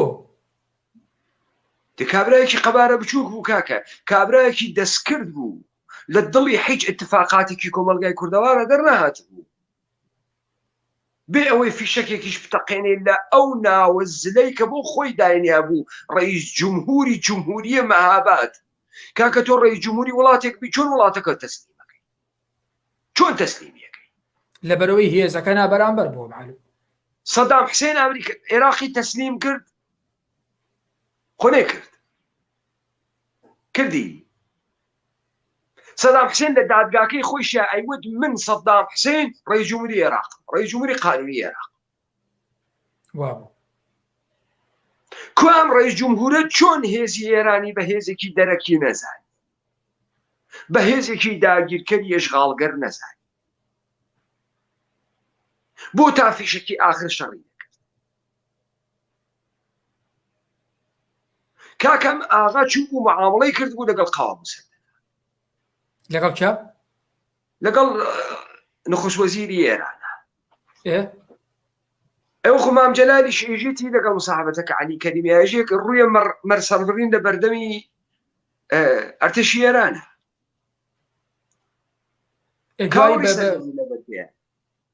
دوایی بە لە سەدارەدانی خۆی تاو جێکاکە خۆ ناوێت تۆ شەرعیە جا چییە کابراک ئەکسپایر بووە ئێستا مردووەکەی بەدەردەخوا کاکەمە دنیای سیاسەتە خۆ تەعاتوفی فیما بینی دوو بنەماڵە نییە من تۆیە دروست ئەەکەم گەورەت ئەەکەم ناوت پێ دەموزل ئەەکەم و لە جێگەی کاتر مەجالە نییە دەبێ بتکوشم هیچ تەسمیمێ ناتوانێ بگری یا ئێشێ سابەتی بکەم بێژم من تۆم دروست کرد کە دوو لە جەنابەت تۆ یەکسەرە هۆڕە لە هەوانە دەرەچێت یا ئەوەی کە قبوڵەکەی لەبەر خاتری وەی ناوەکەت بمێنێ لە سێدارە خۆم کردووە مستەفا بارزانی کێ بوو چی بوو کە وەکو جەنراڵێک باسەکرێت و وەکو مەرجەعێکی کوردی لە هەندێک شوێنە باسەکرێت ڕاوسەرنجی تۆ لەسەر ئەو کاکە گیان مستەفا بەرزانی لە بنەماڵەیەکی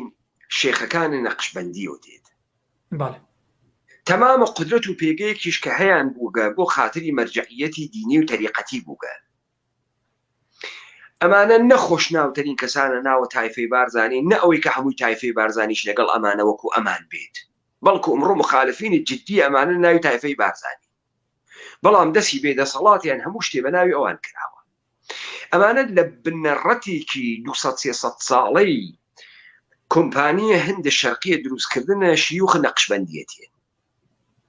ئەمە ئەوەڵین پێگەیەکە کە لە دەوری ئەمانە عیددەی ئینسان خڕەکات. ئاغای مەلا مستەفای بارزانیش هەڵگری ئەم میراتەسە. لەسەر ئەم میراتەی کە عیددەی ئینسانی هابەدەسۆ تێن شکڵە جەدیدێک دروستکەن لە ئادرس بۆ کورد. ئەمەسە کە بە حمایەتە ئێران و بەدانە چەکوچۆڵ و ئاغای عیسا پژمان و پوڵ و ئەمانە ناگەهان واردە فازێکی ترەون و تەبدیل ئەون بە هێزە حیزبی وەنزانی دێخۆ بنە ماڵی تاڵەبانی شەرواسە کاکەمانە بنە شێخ ئەوی شێخی قادریە. طریقەتی قادری و طریقەتی نەقشبەندیش منافسە یەکتریەکە. ئێستای شەیەکێتی و پارتی منافسە یەکتریەکە.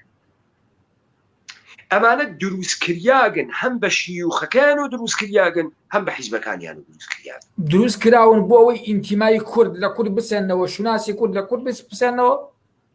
تەبیعەتەن تۆ لە خۆت ناپرسی بۆچی یەک نەفەر نەهات کە ئەم کورد بوونە تێئۆریزە بکات بێجگە لە ئێمە.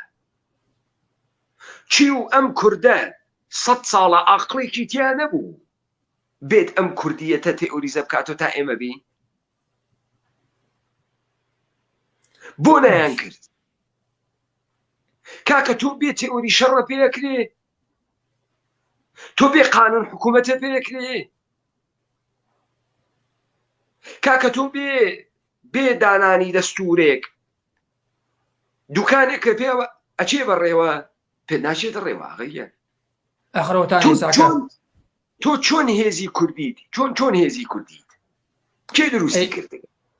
ئێستاکە تۆ سەیری ئەوە ناکەی سەرۆکی حکومەتی هەرێم و سەرۆکی هەرێم و سەرۆکی حکومەتی هەرێم و هێزی سەربازی و پەرلەمان و یاسا و دەستور و ئەوانە هەیە لە هەرێمی کوردستانە؟ کورکاکی گیان ئەمە چ ڕەبتی بە کورد هەیە؟ نا خۆ هەر کەسێ کاکە تا یاسین ڕەمەزان کوردە، ئەسمەد ئۆنۆنۆ کوردە، محەممەد ڕزا ڕەحیمی کوردە. عەزیزم ئەمانە کوردن یا عەبدوڕەحمانی قاسم، ئەمانە کوردن یا فواد مستەفا سوڵتانی، ئەمانە کوردن یا مەڵا مستەفای بارزانی. کاکە خۆ کوردبوون زوان قسەکردن نییە. کوردبوون کە ئەگەیتە ئەوڵەن بابزانی میلەت نەتەوە شتێکی ئابستراکتە، ئینتیزاعیە. وڵات شتێکی ئابستراکتە، ئینتیزاعیە. تۆ لە سەردەمانی دروستکرد دەوڵەت شتێکی ئابستراکتە، ئینتیزاعیە. تۆ لە سەردەمانی ئەم گشتە ئینتیزاعە مەشیایە تۆش ئینتیزاعێکی کوردیت وایە موجودە هەیە نیتە.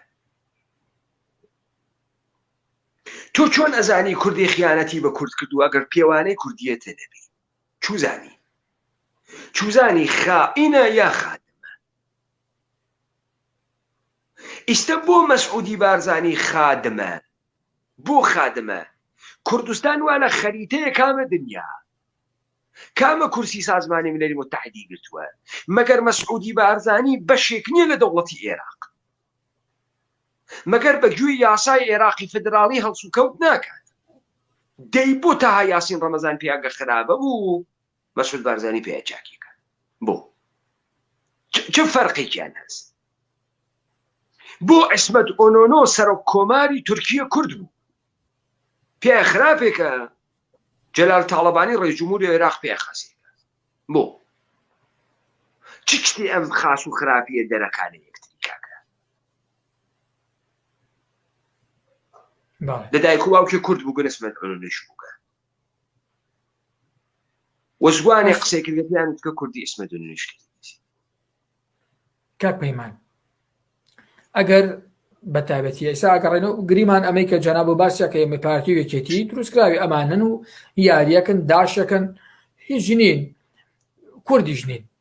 باشە پەکەکە ئەبینین ئەوە چەند ساڵە عەبدوڵڵا ئۆجالان لە زیندانایە و زۆرجار نابین خزم و کەس و کارەکەشی بیبینن. ئەم کەسایەتیە ئەگەر داشێکە ئەگەر کەسێکە وەندە سادەیە چۆن ئەو هەموو ساڵە لەو سجنایی هێڵنەوە چۆن ئازادی ناکەن، چۆن وەکو تۆ ئەڵەی بۆ ئەوەی یارێکە خۆش بێت ئۆڤەرێکی نایانێ ڕاکا شتێک لەو بابەتە تەشبیاتی بۆەوە نەبێوەکو یاری پشیرە مشکەکە جا ناجارێ بەریات و دوایی بیگرێتەوە. چۆن ئەو زیندانە سەخت و دژوارەدا بەسەر ئەو کابرایە ئەگەر تواستکەی کە چوزانی سەخت و دژوارە تۆ وایتە ناوی زیندانەکە چوزانی سەخت و دژوارە بەسا عەبا جەلان باتە دەرەوە لەکوێ دانیشتە ئەشکەفتێکا لە بن مغارێکە لەکوێ دانیشت. کاکەگیان من ئەمە تێناگەم عەبدوڵڵا ئۆجالان مەتنێکی هەست بێ بچۆ کوردستانە سووریەی کاول کرد 2 ملیۆن کوردی جێبەجێ کرد دموگرافیەکەی گۆڕی پڕی کرد لە شیعە و عەلەوی بێ بچۆ بۆ ئیمام حوسێین سینە ئەکوتن شیعەگەری ئەکەن باڵە ئێرانە سپای پاسداران. کاکە تۆ ئەگەر نازانی سپای قودس چییە بابزانی سپاه قودس پاسدارانە ئێران نەهێزی زەمینی هەست نەهێزی جەوی هەست نەهێزی دەریایی هەست. سپای پاسداران چییە؟ سپای قودس چییە؟ سپای قودس بریتیە لە 4-5 دانە کارمەند و مستەشاری ئێرانی وەکو قاسمە سولەیمانی وەکو ئەمەی جێنشینەکەی و عیدەیەکی تر کە ئەمانە هێزەکەیان پرۆکسیە وەکو کێ؟ وەکو کەتاعیبە ئەحل حەق وەکو ئەساعیبە ئەحل حەق وەکو پەکەکە وەکو یەکێتی وەکو حیزبوڵڵا وەکو حوسیەکان ئەمانە سپای قودس. ئەدێکاکە خۆ بڕۆ چارتی سپای قودس بخوێنەوە چارتی سازمانی هەست بخوێن نیەتی هێزی نییە. تۆ لەشکرێکی سپای قودس بە من نیشان بە نیەتی ئەکیە سپای قودس؟ بەڵێ ئەمانە یعنی بەڕای تۆ پەکەکە سەر بە سوپای قودسی ئێرانە؟ پەکەکە سپای قودسی ئێران ئەجەندای ئێران جێبەجێکە تەبیعەتەن ئەجەندای ئێران کاکەگیان ناسیۆنەلیزمە ئێرانیە. ناسیۆنەلیزمە ئێرانی لەسەر 2 کۆڵەکە وەستاوە دینیاری و شەهریاری. هەرچی پەکەکە قبوڵە چی قبوڵە؟ دینیاری و شەهریاری پادشاهی و بنیاد دینی. پەکەکە شیعەیە لەکوێ شیعەیە؟ خوان هەر هیچ دینێکیان نییە. پەکەکە شیعەیە باوەڕیان بە حلولیەتە ئینسانی هەیە لەگەڵ عەلەویەکانە ئەڕۆن. ئەمە هەمان داستانە بەربڵاوە یەهودی بازیەکە کە هاتکەسە ناوە ئێمە دەمێکە. بەڵێ پەکەکە ئەجەندای ئێرانەواتە لەکوێ ئێمە هەست بەوە بکەین کە ئەجەندای ئێران لە کتێبەکانی عەبدوڵڵا ئۆجالان ناگەن. چ کتێبێکی باسی چیەکە؟ چەند دیاڕێکیمان پێ بڵێ. بزانە ئەمانە ئێژن ئەوەڵەن تەمامە تاریخی یەهود نوویسە منتەقە قبوڵەکەن. ئەم مێژووی کە بۆ ئێمە نووسریاگە مێژووی کتێوی مقدسە. یعنی تۆ بڕۆ بایبڵ بخوێنەوە ئۆڵد تەستەمنت بخوێنەوە لە بەخشە جینەسەسا کە دەست پێ ئەکا و هەر مێژوویەکی تاریخی بەحسەکە ئەمانە لێو دوا مێژوو نووسهای جوولەکە هاتکن بە ناوە مێژووی منتەقەی ئێمە جێبەجێیەکە. تا تۆ ئەگەیتە سەر مەسئلەیە شەهریاری لە ئێرانە تۆ ئەگەیتە سەر داستانە هەخامنشیان. لە داستانە هەخامنشیان تێ ئەپەڕیتێتە سەر داستانە نامەیە تەنسەر. نامەیە تەنسەر ئەشرافزایەکی ئێرانی بگوم ئەمە جەعلە هەموویها تەزویرە هەموویها کە خەبەر ئەدا لە ئینسان خودایەک کە ئێت و ئەم خەڵکە ڕزگارەکە. ئەم ئینسان خوددا کێز ئەردەشیری بابەکانە. تۆ ئالەگرا محەممەد عەلیەکی کاتوزیانە تەس هەڵەگەڕێتەوە ئێژەی گەورەترین کێشەی پادشاهی لە ئێرانە نەبوونی مشەخەسبوونی سیستەمی جێنشینە. چون ئەوەی دەسی بە پادشاهی ئەگا ئێژن فەڕەهی ئیزەدی هەیە. ئەمە تێگەیت؟ ئەمە یعنی ئەم جۆرە فەڕەهە ئیزەدیە حلولیەتی خوداوەندە لە وجودە ئینسانیکە. عەبا جەلانیش داعاکە نیوە خواز. ئەم یزیدی بازی و عەلەوی بازی و یارسان بازی و شیعە بازیە گشتی یەکێکە. ئاغیە بەڵێ ئێستا ئەینەوە سەر ئەو خاڵی کە ئایا هێزی سەربازی ئەمریکا لە عێراقا و بە تایبەتی لە کوردستانە بکشێتەوە هەروەکو چۆن ئێران بینیما لە نووسراوەکە ئەمریکا ئاگادار کردوەتی ئێمە هیچ کاتێک قوبوڵی ناکەین هێزی سەربازی ئەمریکا لە هەولێر و بە تایبەتی لە ناوچەی حەریر وابزانم لەوێ بمێنەوە ئێمە ئەوە قوبوڵ ناکەین لە گریمانەی چوونەدارەوەی ئەم هێزەیە چ گۆڕانکاری ڕۆدا بەڕێی جەناب وڵای تەبیعەتەن هێزێکی جددی لەگرانیە منافسەی پارتی وێکێتی بکە هێزێکی جددی مادی لەگرانیە ئەنا بچووکترین هێزت جددی پەیدا بوێت پارتی وێکێتی وەکو بەفرە کەلیخان ئەتوێن و بەرگەی 48 ساعت ناگرن ئەو میزان فەسادەی کە لە دەوڵەتە ئەفغانستانە بوو لە ئەمان بنیادی تر و گەورەتر مەوجودە لە ئەمان لە دەوڵەتە عێراقە بگرە لە دەوڵەتە ئێرانە گەرە کێشانەوەی ئیاڵاتە متحدەیە ئەمریکا ئەم هاش و هوشەی حکوومەتە هەرێم نامێنێت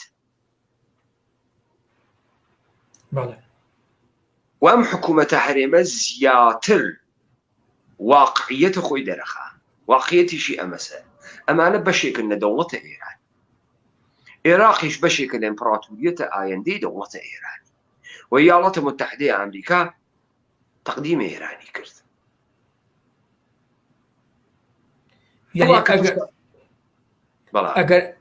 ئەگەر دوای کشانەوەی هێزی ئەمریکا ئەم دوو هێزە بمێنەوە پارتیۆکێتی بمێنەوە خواست و ویستی ئێرانە حەزی ئێرانە ئەگینا لە کونفەیکوونەکە تەواوێکات تەبیعەت هەر ئێستا شەوە بەڵام خۆی نایەوێ تەبیعەتەن ئەم هێزە باشە کاکە پەیمان ئەم هێزە جددیە کە تۆ ئەڵەی بارگاوی بێ بە ئایدۆلۆژیایەکی پتە و بەهێز کەی دروستە بێ چۆن دروستە بێ بزانە کاکە گیان هەموو مردمێک لە کاتە نابودیە ئیمکانی هەستێتەوە لە کاتی کاولبوونە ئیمکانی هەستێتەوە ئێمە بەرەو هەڵدێرە نابودیە مطلقەرێکی نەڕۆی بەرەو لە یەک پاشیانە کۆمەڵایەتی لە یەکەچین 20 ساڵە پێش من چاوم بە کوردستان کەوتبوو ئەو خەڵکەی وات و ئەمڕۆ ئەیوێنیت فەرقە کاتەکە خەڵکە 20 ساڵە پێشە سوال ئەمەسە بەچی تەمەدن و حەزارەتێکی چەندین هەزار ساڵە بە 20 ساڵ نابود بوو ئینتما نەماگە باوەڕی کۆمەڵایەتی نەماگە خزمایەتی نەماگە کوردایەتی نەماگە هەموو شتێک تەبدیل بووگە بە لەزەت و بە پارە بە منتەقێکی ئابووری کە هاتکەسە ناوە مردمەوە هیچ شتێک ئینتمای واقعی خۆی نییە گشتی ڕائەکە گشتی بۆی بکرێت دزیەکە و ئەمە هەمەگیر بووگە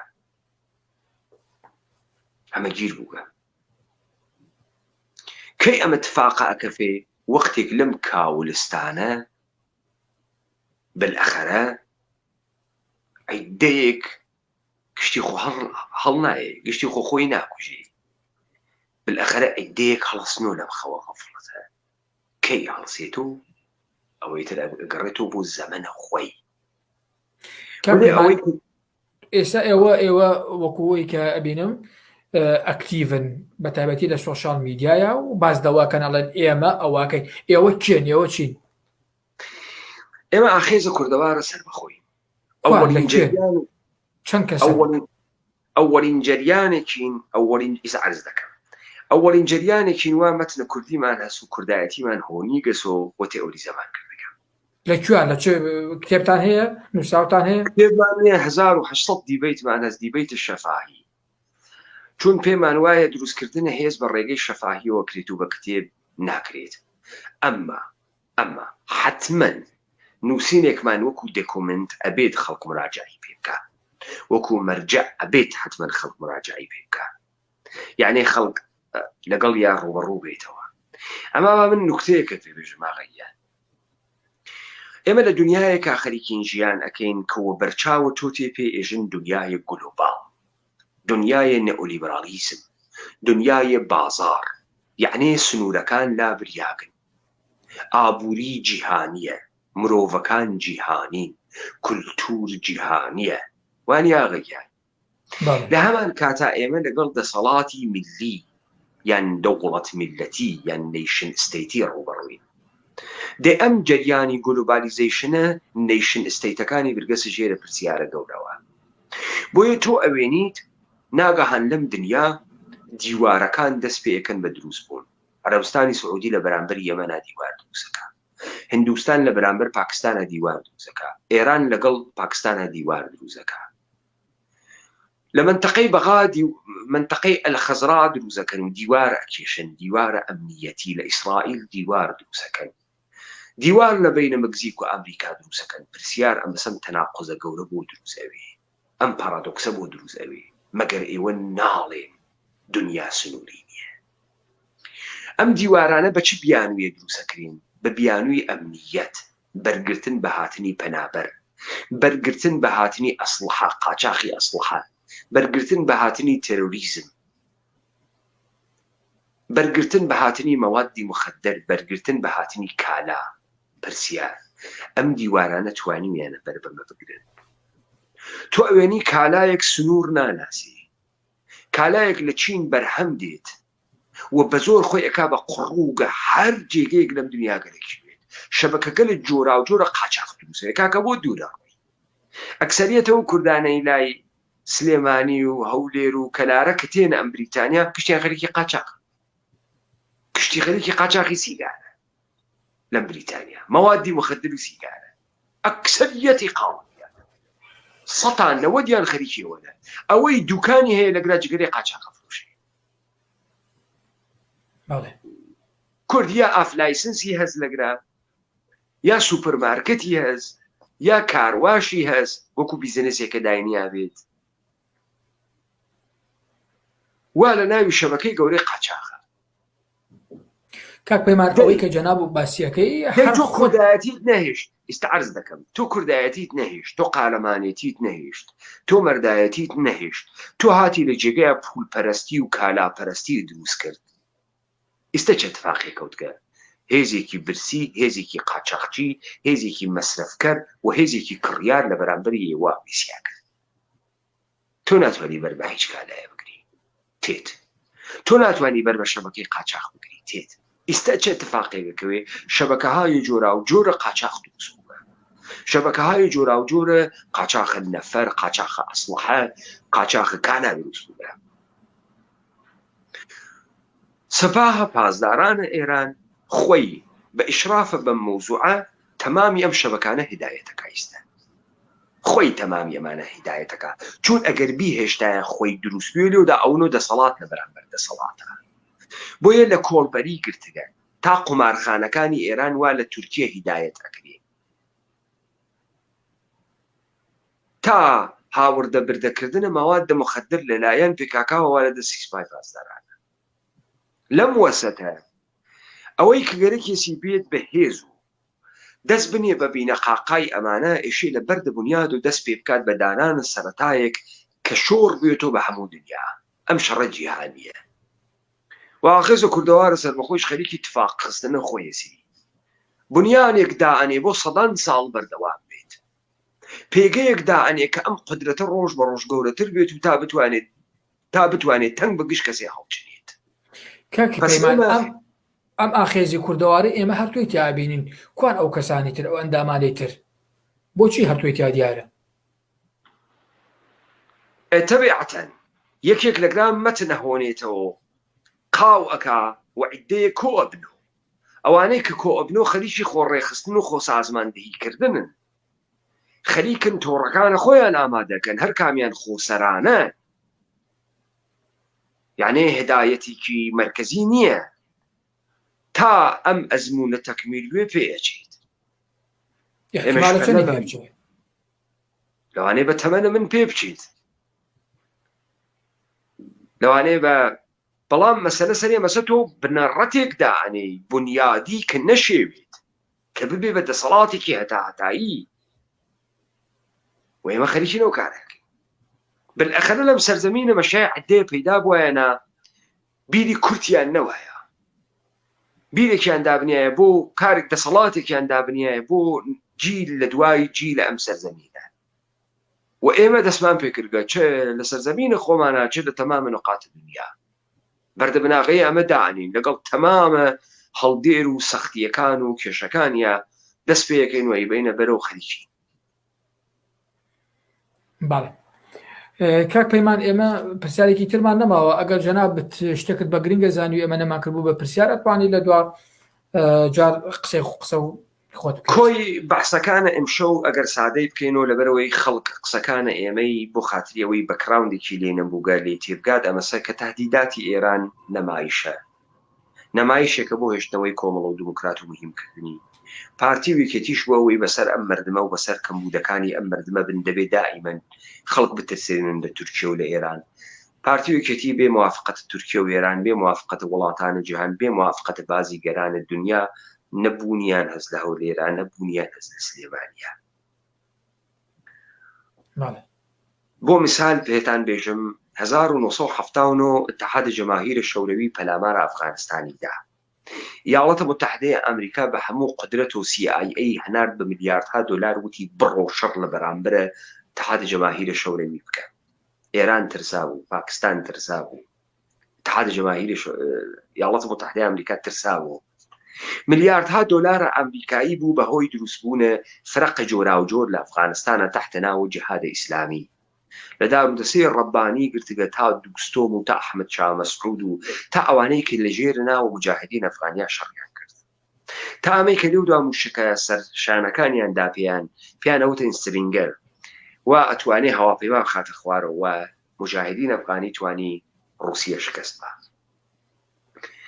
لەگەر خاڕجبوونی ئاخرین تەنکی ڕووسی یاڵەتە متحدەی ئەمریکا پارەکەی وەستان چەکە جۆڵەکەی وەستان بۆ مجاهدین ئەفغان و ئەفغانستانی بەردا یعنی ئیدارەی نەکرد ئەو حکوومەتەی وا دانراو لە ئەفغانستانان لایەنە اتحاد جەماهیر شەوروی شێویە بەڵام یاڵەتە متحدەی ئەمریکای دروستکەرە مجاهدین حکوومەتی دانانا بەجێهێشت. چه اتفاقی کەفت؟ مجاهدین ئەفغان لە بەربەرەکانی دەسەڵاتا کەوتنە گیانی یەکتری حکمەتیار و ڕەبانی و دارودەسەی ئیسماعیل خان و دارودەسەی دووستۆم و ئەمانە کەوتنە گیانی یەکتری تا ئەوەی گروپێ پێیا بوو بە ناوی تاڵەبان هەموویانی ڕاماوی. بەڕای تۆ چوونە دەرەوەی ئەمریکا خۆی چوە دەرەوە یا هێز و بەڵێ ئەو کاتە بەریدا ئەمریکا بەریدا باش ئەم ئەو کاتە هێزی نظامی نەبوو. ئستعرض دەکەم ئەفغانستان بە ژڵێژیاگەی بەجێما کەواتە یاڵەتە متحدەیە ئەمریکا جێگەی ناژەڵە ژێری و بەجێ بێڵێت چونێ بێتە کێشەی گەورە بووی دەرسە ئەفغانستان دەرسە گەورەی بوو. ئەوە بوو کە ساڵی 2001 چوو یاڵەتە متحدەیە ئەمریکا ئەم دەحفە کەسێکی گەرەکە کە بتوانێت سوبات لە ئەفغانستانە جێبەجێکە و تاڵەبان نیشانیدا فقط ئەو ئەتوانێت ئەم سوباتە جێبەجێ بکە ئەم ئیستقرارە جێبەجێ بکە. دەوڵەتە ئەفغانستان نەیەتوانی. دەوڵەتە ئەفغانستان مشتی فاسد بوو و ملیاردها دلار و اشتباهاتە گەورەی یاڵەتە متحدەی ئەمریکای تیا بوو. یاڵەتە متحدەی ئەمریکا اشتباهی گەورەی کردن لە ئەفغانستانە. یاڵەتە متحدەی ئەمریکا بۆ مثال بۆت بێژم یەکەم ڕۆژ ئەفغانستانی گەرەک و بگرێ لافیتەی فڕادا خوارەوە لە ئاسمان ئەیوە هەر کەسی ئەلقاعیدەیە پێمانی بناسیێنن پارەتان پێدەین جەد و ئابادتان پارەدارەکەی تەرۆ کارێوا لە عێراق کردیان. خەڵکی ئەفغانستان کەوتە خۆفرۆشتن هەرکە لە هەرکە قینی هاوە ئەلقاعیدە و تالەبانە بیگرن. یاڵەتە متحدەی ئەمریکا هەزاران هەزار زیندانی برد نێزانی چیان پێ بکە ئەو بوو بردنیە گوانتانامۆ. ئێستش کە ئێستەیە پێیان ئێژن دیتەینی پێیان ناێژن پریزنەر. ئەگەر پێیان ئەڵێن دەست بە سەرگیراوەکان نایێژێ زیندانیەکان چون زیندانیەکان شمولی قانونەکە شمولی یاساەکە بەڵام دەست بە سەرکراوەکان شمولی هیچ ناکە لە خاکێکی ترە. یاڵەتە متحدەی ئەمریکا کۆمەڵێک فاسدی هاورد کەوتنە نابودیکردنی بودجە لە ئەفغانستانە. ئەمانە خوێندنەوەی بنەڕەتی گەرەکە تا بڕۆیتە ناوی بزانین چه اتفاقیکە و بەڵێ یاڵەتە متحدەی ئەمریکا شکستی خوارد لە ئەفغانستان هەم خۆی شکستی خوارد هەماوی کە یاڵەتە متحدەی ئەمریکا هیچ پرۆژەیەکی نەبوو لە ئەفغانستانە چی بکات ئەوە بوو جۆ بایدن هاتووتی ئێمە ناتوین خۆ میلەت سازی بکەین، ئێمە چوین تهدیدی تەرۆریزم لەسەر خۆمانە نابووین کە ئەفغانستان نەوێتەوە مەقەڕێکە هێرش بکەنە سەر دنیا. ئەو لامان برد خۆ نەڕۆشتوین میلەت سازی بکەین بۆ میلەت ئەفغان. بە ئێمە چی؟ ئەفغانی هەڵە خاتۆ دائەخاتۆ متری ڕشپانەکاتۆ بە ئێمە چی؟ شکستی خۆ واتە دەروی یاڵەتی متحدەی ئامریکا هەرێمە کوردستان ناشێوێنی، ئێران هەرێمە کوردستان ناشێوێنی. کێ لە مەسعودە بارزانی باشتر دەتوانێت کورد فاسد بکە؟ کێ لە بنە ماڵی تاڵبانی ئەتوانێت کورد بێهێز و بێ ئێرادە و فاسد و پولەکی و خۆفرۆش و بێ ئینتماکە؟ کێ لەو باشتر دەتوانێت بیکە؟ بە پێچەوانە ئێران بڕوات پەلاماری با کورد لەوانەیە ڕادیکاڵ بوێتەوە، کورد لەوانەیە ئینتمایشی تێبێتەوە، کورد لەوانەیە پێشی بەربخوا. کارە چۆنەکە؟ هیچ اتفاقێ ناکەفێ مەگەر ئەوەی کە لە دڵ کۆمەلگای کوردەوارەوە انقلابێک دەست پێ بکات و بەرەبەرەمانە بخوا. ئەنامانە نە حێز جدین، نە بنیادیان هەست، نە مەردمە ئیمانیان ها بە دەورۆ، نە کارامەدیان هەست، هەچیان هەچێ فەسادی خەریکن ئیدارە ئەکەن. ئەم فەسادە حتا ئەڕوا قوترەوێت، حتا زیاتر مردم فاسد بوون، ئیتمینانە دەوڵەتە ئەوان زیاتر. بەڵام لەگرا بەختە خراوە ئەوان لەم کوردەوارە هەمیشە ئالتەرناتیڤێ پیا ئەوێ لە بەرامبەریان. پەزەمانە تهدیدانە حەچێک نییەن کاکەگیان ئیلا گەرمکردنی بازیەکە و کایەکە نەبێ، حەچێک نییە.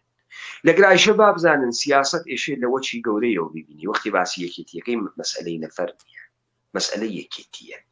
وەختی باسی دموکراتەکەی ناوەکە مهمە، 5,000 نەفەر ئینسانی ناوی ئەسڵی. دموکرات بمێنێتەوە هەر شەرواڵ لە پێ و پانتۆڵ لە پێیەکی کوردی فڕەبیتە ژێرە ناوەکەی مۆرەکە بیتێ دەچێت دموکرات ماوەتەوە. نەفەر مهم نییە. بەڵێ زۆر سپاس کاک پەیمان حەیدەری بۆم کات ساتەکە لەگەڵمان هەبووی. دەست خۆش بێ. خوا سپاس بەڕوون کردەکان. شەو شاد. شەو شاد. شەو شاد.